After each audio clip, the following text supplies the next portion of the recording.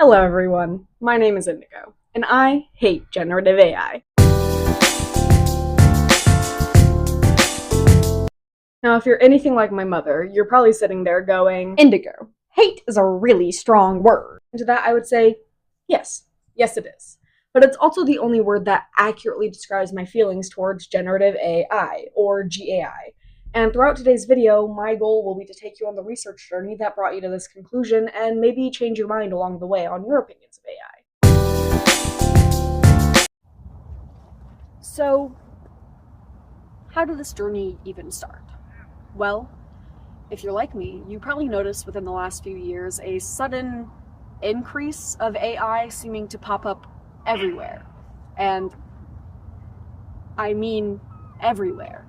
And then I noticed a sudden influx of weird, uncanny valley-looking art popping up onto my For You page in place of the traditional and digital artists that normally graced it, only to find out that these off-putting works of art weren't made by human hands at all. They were made by G.A.I. And if you're like me, that probably got you wondering, what the hell even is G.A.I, and why do so many artists hate it? So I decided to hit my generation's version of the books, aka the internet, and began Googling away. What is generative AI? G.A.I is a type of artificial intelligence learning model, which is trained off of a particular set of data to produce a specific output. In the case of G.A.I, the output is often created from whatever prompt has been given to the model via its user. These outputs can be anything from text, like is the case with ChatGPT, to images, like with the programs Dolly and Midjourney. Some models have even begun learning to produce audio and video based off of its prompts. Now, the thing with these learning models is they require huge amounts of data in order to work, like ridiculously, incredibly large data sets, like 570 gigabytes or 300 billion words to train ChatGPT, and Dolly and Midjourney needing about 5.8 billion image text pairs in order to learn, according to an article by Harry Minar and another article courtesy of hgc.cx. So, with this newfound knowledge of how G.A.I works, it got me wondering, how does a company ethically gather enough data in order to train these so-called learning models? And the answer, simply put, is they don't. In order to get anywhere near enough data to train these models, they have to engage in a practice called scraping. This is when companies like OpenAI, which is the parent company of ChatGPT and Dolly, quite literally scrape the internet for as much data as possible, from text to articles to photos, posts, and videos that users have uploaded, all without asking for user consent or giving an option to opt out of being put into their data sets. Now, this is a problematic practice in any case, but for artists, this can be absolutely devastating. Being an artist is already a rocky and sometimes tumultuous hobby and career path that has many obstacles. But now, with the introduction of scraping, artists have to be worried about their works being fed into this machine to train it to spit out garbled, uncanny versions of their own artworks or art styles. And even if an artist asks, and let's be honest, somehow gets a corporation to listen to them and take their works out of the G.A.I model's dataset, due to the way these models work, they're prone to overgeneralization and memorization. Essentially meaning once your work has been in a dataset, that model is likely to remember it forever. This happened to a few illustrators that I follow and that I have found throughout this research process, like Holly Mengert, whose interview I'll link in the description below, and Sam Does Arts, who has an incredibly fascinating video on why artists are against AI that I highly recommend giving a watch once you're done here. Anyways, interview and video essay recommendations aside, I was curious as to how these companies are able to get away with using content that is technically other people's intellectual property or straight up copyrighted. I mean, surely that must be breaking some kind of infringement law. Well, thanks to a fun little loophole in the Fair Use Act that allows limited use of copyright materials without permission for the purposes such as criticism, comment, news, reporting, teaching, scholarship, or research, these developers argue that their use of these materials technically falls underneath the categories of teaching and research, allowing them to continue these practices. As depressing as that is, Thanks to people speaking up against the practices of scraping, like Sam Does Art or Molly, more policies are being put into place that now block about 26% of protected content that was previously up for use. That does bring us to another issue I found during my research whilst exploring how these datasets work. The AI is inbreeding. The AI is what now? You ask yourself, probably checking to see if your headphones or phone audio are working correctly, and rest assured, you heard me right. AI datasets, much like the royal families in Europe before the 20th century, are inbreeding. Remember when I said that these models need billions of samples for their dataset, and how these companies tend to scrape the internet for these datasets?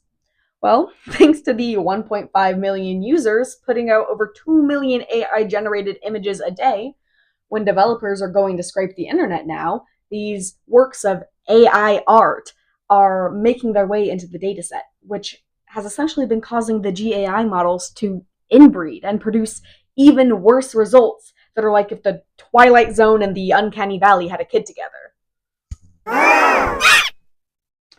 And this issue isn't likely to go away, with it being projected that by 2026 to 2032, AI companies will have exhausted all public data to train their models off of. G.A.I. isn't just a problem affecting physical and digital artists, it's also a problem now plaguing musical artists.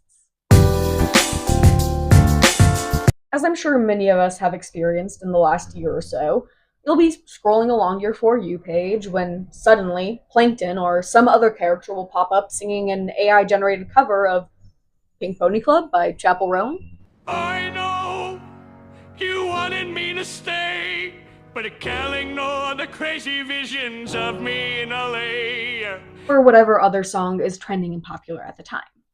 You, like myself, probably liked the video, thinking it was funny, a harmless spoof, and continued on with your day without thinking much of it. But what happens if it wasn't Plankton singing some silly cover, but rather a real artist's vocals being used in an AI cover? As I found out during this research process, that's exactly what happened in an incident involving a G.A.I. emulator, Drake, and The Weeknd.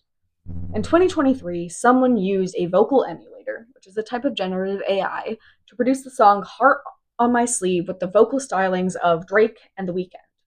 In a matter of days, this song racked up millions of streams. It did end up being pulled from many streaming services for infringement reasons, but the fans loved it, some even saying they preferred the AI stylings to the real people. This is not the only incident of this occurring either, and the implications of it for artists are terrifying. Because if people can use G.A.I. to create musical covers using different artists' vocals, what's to stop record labels from using AI to replicate the vocal stylings of any artist, dead or alive? Why would they need to keep artists on a payroll? And with the growth of G.A.I., do we really need artists anymore? I mean, with sites like ChatGPT, you don't even need to hire songwriters anymore. And it's definitely not like anyone has done that yet. Oh my god.